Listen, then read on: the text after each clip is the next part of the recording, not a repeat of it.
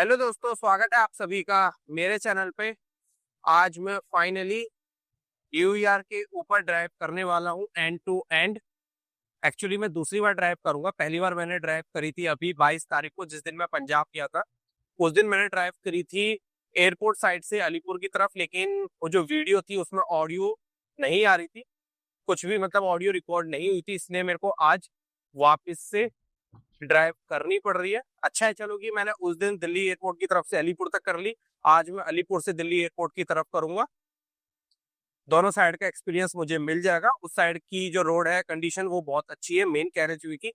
Service road की भी overall ठीक है, बस पैकेज 2 में मोनिका इंडस्ट्रियल एरिया के मेट्रो स्टेशन के आसपास थोड़ा सा इश्यू है, वो भी ठीक हो जाएगा जब NH9 का जो स्ट्रेच है दिल्ली के अंदर का, वहाँ पे ड्रेनेज का काम कंप्लीट हो जाएगा, उसकी कंडीशन अच्छी हो जाएगी तब। तो ये है सीन। इतने सालों से इस प्रोजेक्ट को कवर किया है। मैं स्टार्टिंग का वो पहला बंदा नहीं हूँ जिसने इस प्रोजेक्ट को कवर करना स्टार्ट किया था, लेकिन मैं वो पहला बंदा हूँ जिसने सारे पैकेजेस कवर किए थे यूईआर के सबसे पहले।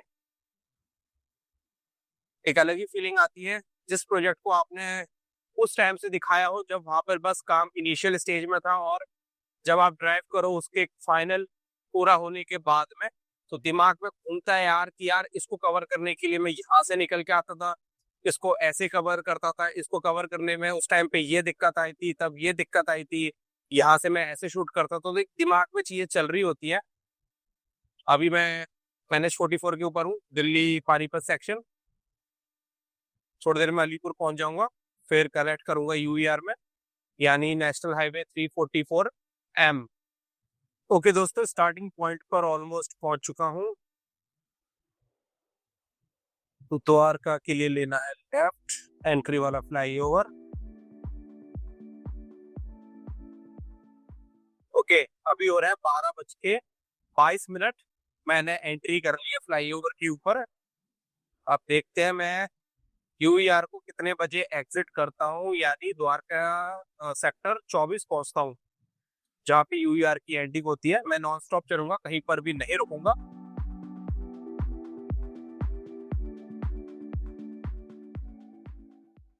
ओके जी, मेन कैरेज पे मैं आके कनेक्ट हो चुका हूँ।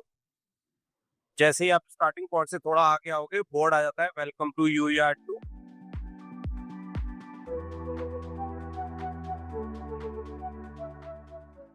स्पीड लिमिट है इस पे 100 किलोमीटर की कार्स के लिए। पैकेज 1 HEG इंफ्रा ने बनाया, काफी अच्छा लग रहा है अभी तक तो।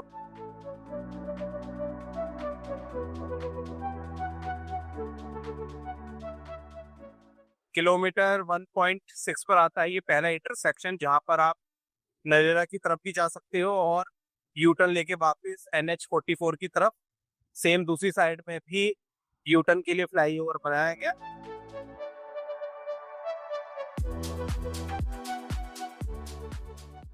बोर्ड तो लगे हुए हैं कि मेन कैरेज वे के ऊपर बाइक वगैरह अलाउ नहीं है।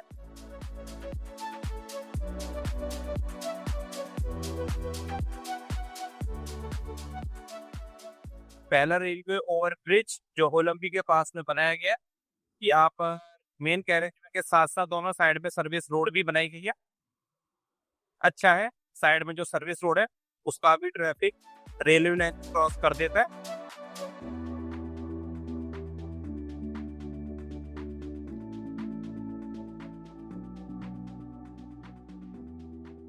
अब बवाना सेक्टर 5 के पास में दूसरा या तीसरा इंटरसेक्शन आ जाता है। यहाँ पर भी सेम उसी तरीके का डिजाइन है जैसा किलोमीटर 1.6 पर बनाया गया।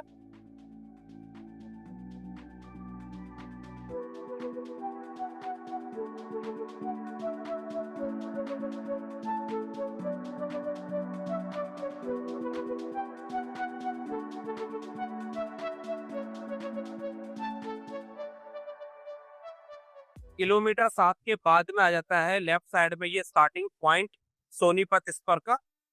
यहाँ लेफ्ट साइड में फ्लाईओवर बनाया गया जिसका आप यूज करके सोनीपत स्पर के ऊपर कनेक्ट हो सकते हो।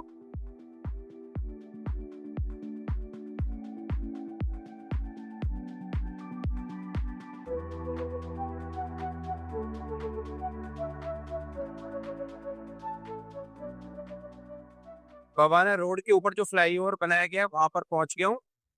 यहाँ पर सिर्फ मेन कैरेज वे के लिए ही फ्लाईओवर है।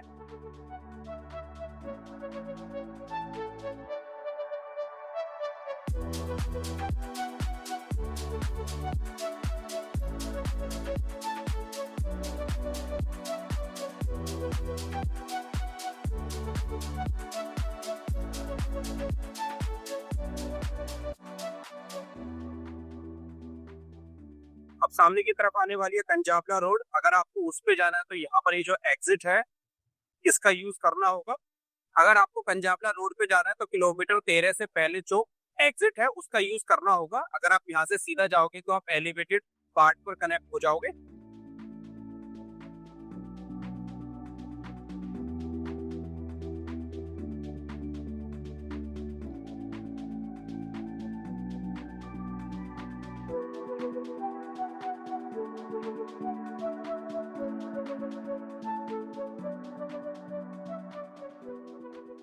पंजाबला रोड से थोड़ा आगे की तरफ आने के बाद में पैकेज 2 की स्टार्टिंग हो जाती है।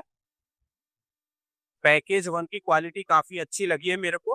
दोनों साइड की मैं दोनों तरफ ड्राइव कर चुका हूँ। मेन कैरेज की सर्विस रोड पर अगर कहीं पे इशू है उसका मुझे आइडिया नहीं है, उसके लिए अगर आप मुझे ट्रोल मत करना। बाकी मेन कैरेज वे के ऊपर एक पॉइंट आता है सोनीपत। इस पर से जो ट्रैफिक आता है जो द्वारका की तरफ आगे आएगा, तो वहां से उस अंडरपास से तकरीबन 300-400 मीटर आगे की तरफ एक पॉइंट आता है जहां पर मेन कैरेज वे हल्का सा बैठ गया है। तो लेकिन आपकी गाड़ी में ऐसे आपको झटका फील नहीं होगा क्योंकि मैं 100 पे चल रहा था, तो मैं एकदम स्मूथ वहां से निकल के आ चुका हूँ। तो कंपनी को उसको रिपेयर करना चाहिए क्योंकि धीरे धीरे हो सकता है वो नीचे और बैठ जाए तो फिर झटका लगना स्टार्ट हो। बाकी अब पैकेज 2 के ऊपर इस साइड में पहली बार मैं मेन कैरेज वे के ऊपर ड्राइव कर रहा हूँ। यूआर की जो इज्जत है ना, जो उसका पूरा इमेज है अच्छी है या बुरी है, वो इसी पैकेज के ऊपर डिपेंड है। क्योंकि इस पैकेज में क्वालिटी का थोड़ा सा इशू रहा है। एक दो बार RE बॉल कोलैप्स कर चुकी है कंस्ट्रक्शन के टाइम पर। तो उस साइड का तो मुझे मेक कैरेज पे काफी अच्छा लगा जब मैंने 22 तारीख को ड्राइव किया। इस साइड पे मैं पहली बार ड्राइव कर रहा हूँ तो मुझे उम्मीद है कि कुछ भी ऐसा नेगेटिव इस साइड में भी फील मुझे नहीं होगा। बाकी मेरी आपसे एक रिक्वेस्ट है कि किसी भी चीज को, मतलब ये रोड वगैरह को नहीं, किसी भी चीज को ना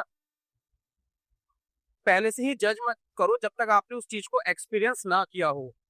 अगर आपने उस चीज का एक्सपीरियंस आपने उस चीज को एक्सपीरियंस कर रखा है, आपको सच में पता है, आपने ग्राउंड जीरो पे जाके रियलिटी चेक किया हुआ है, तो ही उस चीज को जज करो। क्योंकि मुझे भी लगता था कि यार पैकेज 2 का मेन कैरेज भी अच्छा नहीं होगा, लेकिन मैंने जब ड्राइव किया काफी मजा आया मुझे ड्राइव करके। सर्विस रोड में जैसा मैंने वीडियो के स्टार्टिंग में भी बताया है कि कुछ जगह पे इशू रहा है। जब ये ओपन नहीं हुई थी उस टाइम पर इसका काफी पैचेस खराब हो चुके थे। तो न्यूज मीडिया क्या प्रिंट करती है कि ओपनिंग के 2 दिन के बाद में खराब हो गए, 3 दिन के बाद में खराब हो गए, लेकिन ट्रैफिक इसके ऊपर काफी दिनों पहले से चल रहा होता है। यूज में ये जो प्रोजेक्ट्स होते हैं ये काफी टाइम पहले से होते हैं, तो खराब हो जाते हैं, लेकिन इतनी जल्दी भी खराब नहीं होनी चाहिए। मैं ये बात भी बोल दूं क्योंकि ऐसा नहीं है कि अगर 11,000 करोड़ का बना है तो कभी खराब नहीं होगा, खराब होगा, लेकिन इतनी जल्दी भी खराब नहीं होना चाहिए। ये बात भी मैं क्लियर कर दूं। तो ऐसा इशू नहीं है, बस मुंडका इंडस्ट्रियल एरिया के आसपास ही सर्विस रोड में थोड़ा बहुत इशू है ड्रेनेज के चक्कर में। बाकी ये वाला जो पर्टिकुलर एरिया है ना पैकेज 2 का, ये है वेटलैंड। तो यहाँ पे मिट्टी को सेटल होने में ले अगर मिट्टी बैठ जाएगी तो लेयर भी बैठ जाएगी बिटुमिन की, तो थोड़ा सा टाइम लगेगा, लेकिन अभी तक तो काफी अच्छी लग रही है। एक बारिश तो ये झेल चुका है प्रोजेक्ट, अगली बारिश का सीजन और झेल जाए, पास हो जाएगा फ्री है।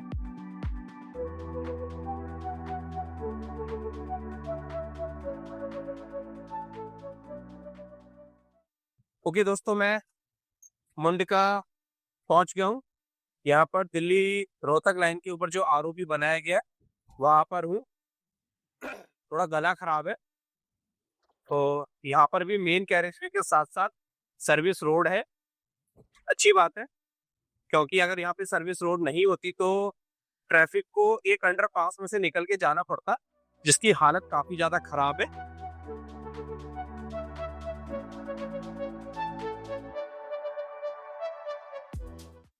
अब हम पहुंच चुके हैं the famous location Mundka industrial area metro station. यहाँ पर मेन कैरेज वे जो अलीपुर की तरफ से द्वारका की तरफ जाता है वो लेफ्ट साइड से जाता है, और द्वारका की साइड से अलीपुर वाला राइट साइड से जाता है। यहाँ का मैं आप लोगों को लाइट शॉट दिखा देता हूँ। हाइपर लैप्स भी आप लोगों को मेरे चैनल पर मिल जाएगा शॉर्ट्स वाले सेक्शन में जाकर। और इस लोकेशन से जैसे ही हम आगे की तरफ बढ़ेंगे तो सामने की तरफ अब आने वाला है toll plaza, the world famous toll plaza. इतनी भसड़ मची हुई है इस टोल प्लाजा के ऊपर, मैं कुछ भी कमेंट नहीं करूंगा क्योंकि लोगों को सच नहीं सुनना है, लोगों को पॉजिटिव बातें नहीं सुननी है, लोगों को सिर्फ नेगेटिव बातें सुननी है। बस मेरी आपसे एक ही रिक्वेस्ट है, आप लोग समझ जाओगे ये चीज मैं क्यों बोल रहा हूँ,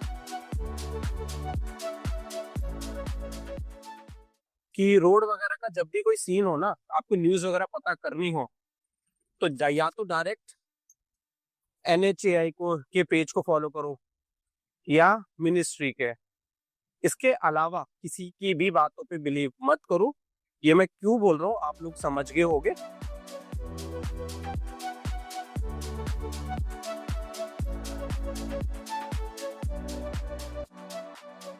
तो यहीं पे ही थोड़ा सा मेरा टाइम लग रहा है, वरना मैं इसको 15 सेकंड में क्रॉस कर जाना चाहिए था, लेकिन लग रहा है कि अभी 2-3 मिनट और लगेंगे। मतलब मेरे टोटल यहाँ पे अप्रोक्स शायद 5 मिनट लगेंगे।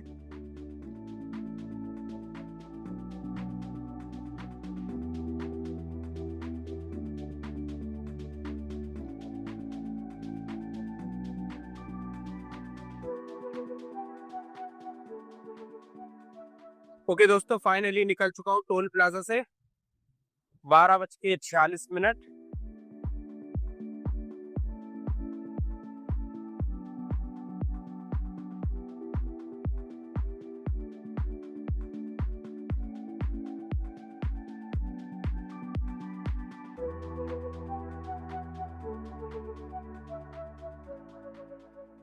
अब ये आ जाता है बहादुरगढ़ पर का स्टार्टिंग पॉइंट। यहाँ से लेफ्ट साइड में फ्लाईओवर बनाया गया है जो आगे मेन कैरेज वे को क्रॉस करके राइट साइड में चला जाता है। 7.2 या 3 किलोमीटर लंबा है ये। इस पर अगर आप अलीपुर की तरफ से आओगे तो 26 किलोमीटर ड्राइव करने से थोड़ा पहले आपको ये स्टार्टिंग पॉइंट मिलेगा।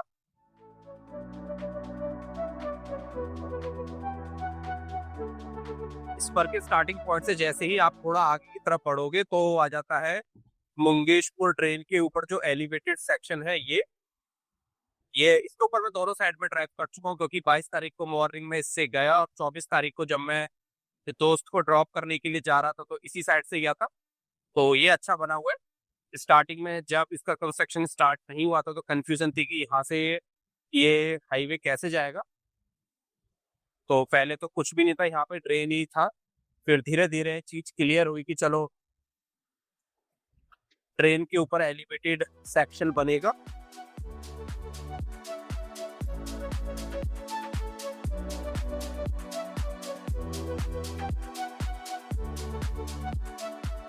अब हम पैकेज 3 में एंटर कर चुके हैं। ये पैकेज 3 काफी टाइम पहले से ऑपरेशनल है और इसकी क्वालिटी एक नंबर है।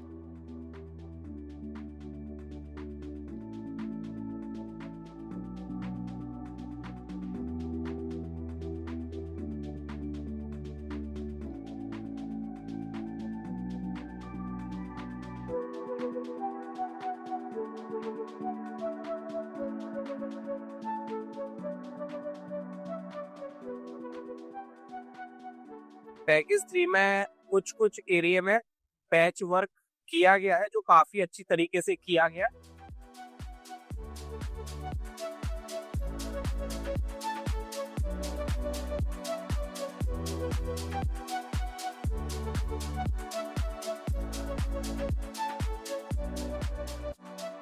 मैं ऑलमोस्ट यूआर के एंडिंग पॉइंट पर पहुंच चुका हूँ। आपको एक बात बताऊं, बहुत सारे लोग वेट कर रहे हैं कि ये प्रोजेक्ट कब टूटेगा, चाहे वो इंडिया में बैठे हो या बाहर बैठे हो। मैं पर्टिकुलर किसी का नाम नहीं लेना चाहता है, कुछ नहीं, बस मेरे को काफी मैसेज आए हैं क्योंकि मेरी ना एक इंस्टा पे रील वायरल हो गई थी जिसके कारण मेरे को काफी ज्यादा पॉजिटिव कमेंट्स आए और कुछ गिने चुने नेगेटिव कमेंट्स आए हैं। इसके बारे में, तो लोग वेट कर रहे हैं कि कब यूईआर टूटना स्टार्ट होगी या कुछ कोई इसका ब्रिज टूटेगा। तो दुनिया में दोनों तरीके के लोग होते हैं, थोड़ा सा कभी कभी मुश्किल हो जाता है पॉजिटिव चीज पे फोकस करना, ध्यान सारा का सारा नेगेटिव चीज पर ही जाता है।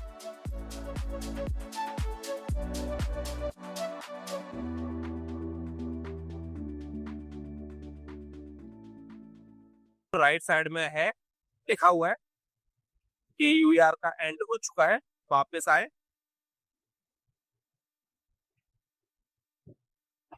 अब यहाँ से आगे की तरफ स्टार्टिंग हो जाती है द्वारका एक्सप्रेसवे की। Welcome to Dwarka expressway NH 248 BB।